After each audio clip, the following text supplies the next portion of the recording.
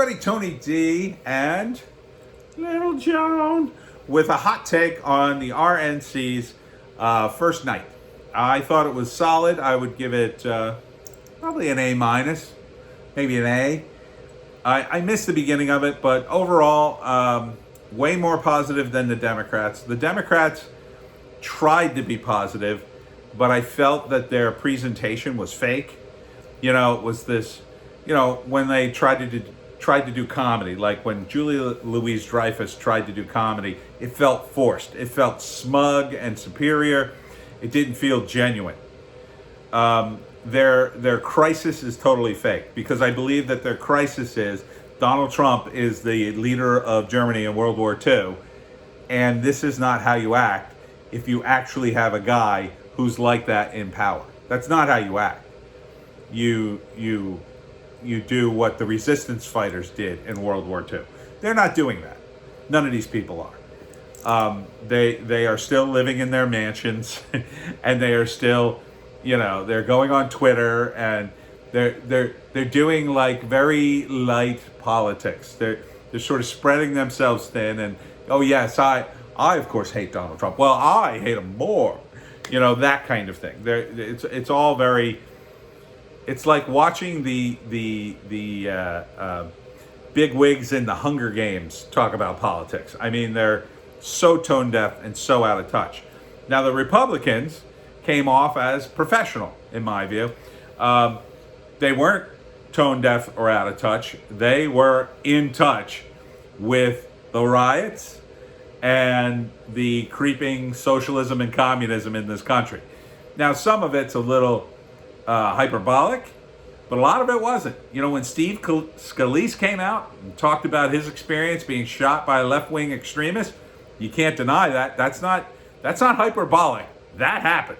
Steve Scalise was at a softball game with a lot of other senators, and some crazy nut who supported Bernie came out and shot the place up, nearly killed him. That ain't BS. That's not hyperbolic nonsense. They had people of color. It was a rainbow. And they had the McCloskeys. And the McCloskeys, of course, had to defend their mansion from St. Louis rioters from BLM. And they successfully did that. But they're being prosecuted by the local government. And where is the arrest for these rioters who busted in on the private property and just started screaming and threatening people? I thought threats were illegal. Apparently they're not. Apparently it's okay to threaten rich people and Republicans. It's okay to do that, apparently. Rules for thee and not for me, as they say. But the most powerful speaker of the night was this gentleman who he's originally from Spain. Him and his family fled Spain during the fascists, and then they moved to Cuba, and then they had to flee Castro. So he spoke from the heart, this guy, and he talked about how he recognized the signs of these communists and what they said and how they acted. And let me tell you something. You should watch that speech. It was really good. I believe he gave a similar speech for one of the State of the Unions. And the guy is just totally on point with this stuff. And here's a guy who experienced it firsthand. The takeover by the fascists and the takeover by the communists. You can't deny his experience. You can't deny he can make these correlations. I mean, you just can't deny it. Yeah, you could point at the Republicans and say, oh, they don't know what they're talking about. Not this guy. No. They also had an African-American Democrat who's supporting Trump, and he's in office. I forget what he is. I think I want to say congressman. I think he's a congressman. But that's another big win. I mean, it was just win after win. Donald Trump Jr. gave a good speech, and the criticism from the left about the RNC was really petty. I mean, it was just so petty. First off, most of the places that covered this kept interrupting all the speeches, including Trump himself. He didn't really give a speech. He did a thing where he did a round table with the people he saved from various countries around the world. People whom he he basically threatened countries to get Americans out of prison in foreign countries. So, you just can't look at that and say, well, I'm against that. No, you have to look at it and say, hey, you got to give the guy some credit, right? But unfortunately, people in the left-wing media are possessed. They're absolutely possessed with getting Donald Trump out of office, which is why they've destroyed themselves. They've absolutely destroyed themselves. So they continue to destroy themselves. Even Fox would cut out. Somebody would start their speech and they would immediately cut to the panel and they would start talking about the speech that was happening that they were talking over. I mean, it was ridiculous. But I didn't watch regular TV. I don't have regular TV anymore. You should stream it on C-SPAN because they don't interrupt it. And you can go back and forth and watch the speakers that you want and see the ones that are most interesting. Some of the commercials were also pretty inspiring and uplifting, but like more in a sanitized way. But the speeches themselves were pretty heartfelt, way more heartfelt than the Democrats were. The Democrats just felt forced, and especially when Kamala Harris gave her speech and then came out and sort of was like, had this big forced smile to this wall of people clapping, and then later it was revealed that they took people in the little TV boxes and repeated some of them so they'd have enough people to fill the screen. How dumb are the Democrats for doing that on the internet of all places? And they didn't have like 3 extra people they could put in and clap. Like, are you that desperate for people that you can't get enough people to clap?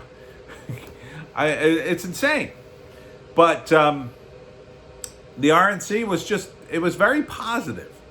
That's the thing. I put it on not really intending to watch it, but I did. I watched most of it because it was like, this is pretty positive stuff. Felt good to watch it. Watching the DNC was just a drag. It was just, it's just like this fake crisis.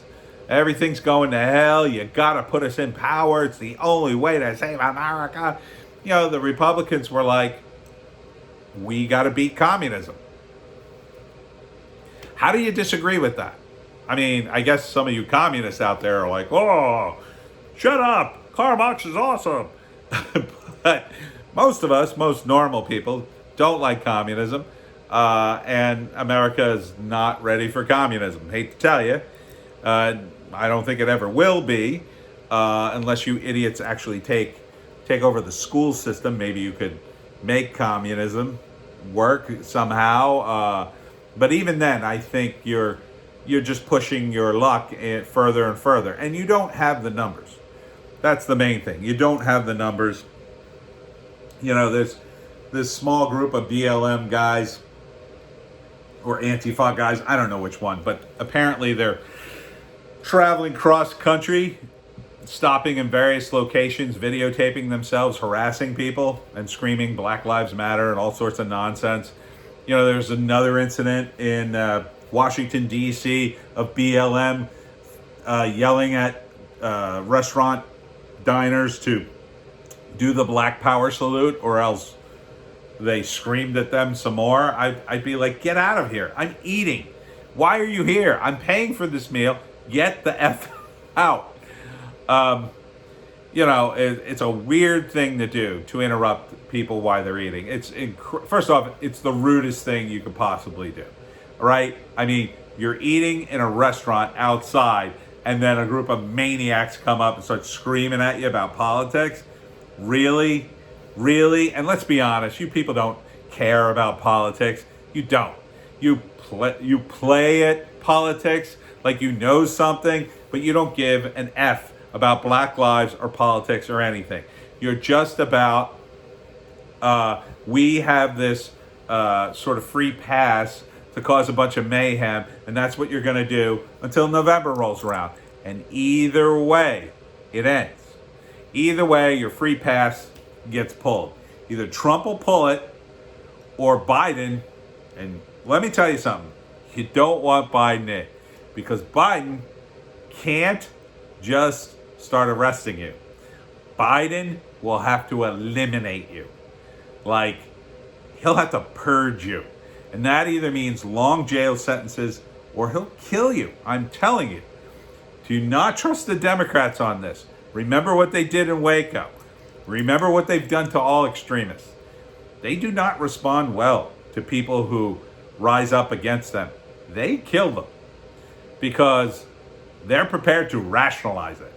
They're prepared to go on TV and say, well, these people were terrorists. If they lied about Republicans and what they do you think they won't lie about you when it's time to throw you under the bus, BLM and Antifa morons? They will. They'll just straight up lie about you and kill you. They'll shoot you. They'll say the cops were completely justified.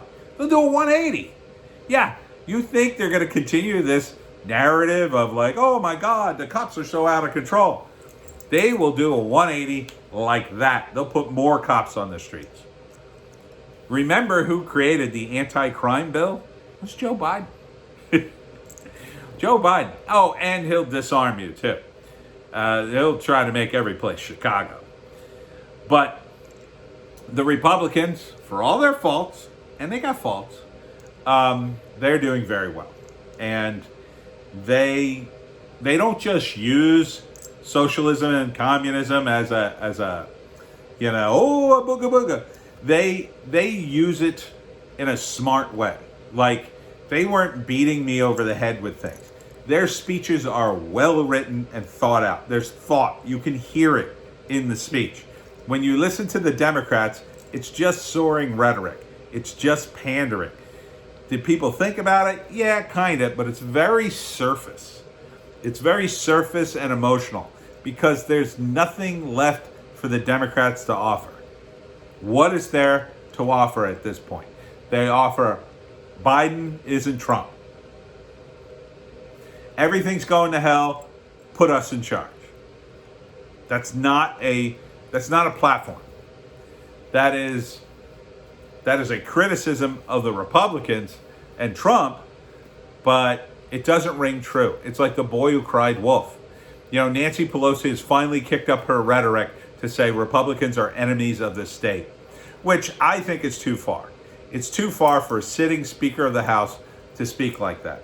Now she's dangerously close to inciting violence. And she should be, I believe, censured for that. Now, what censure does is basically everybody agrees that she went too far and shouldn't have said that. It's just a statement saying too much. And she should be censored. Not censored, censured. And, Nancy is she's desperate. And she doesn't care. I mean, she's almost 80. This is the election is her one shot at maybe being interim president if the election gets botched so badly that the court decides, we need an interim president until we can figure all this out, which would be such a naked power grab. I couldn't imagine anything but an absolutely full-blown riot from sea to shining sea if that happened. I don't think it will. I think Trump's going to win by such a landslide. The mail-in ballots won't matter. Nothing will matter. It'll be so painfully obvious that the Democrats have lost everything that people will go, holy S, we really won this one. And most people will think that because most people are going to vote for Trump. Hate to tell you.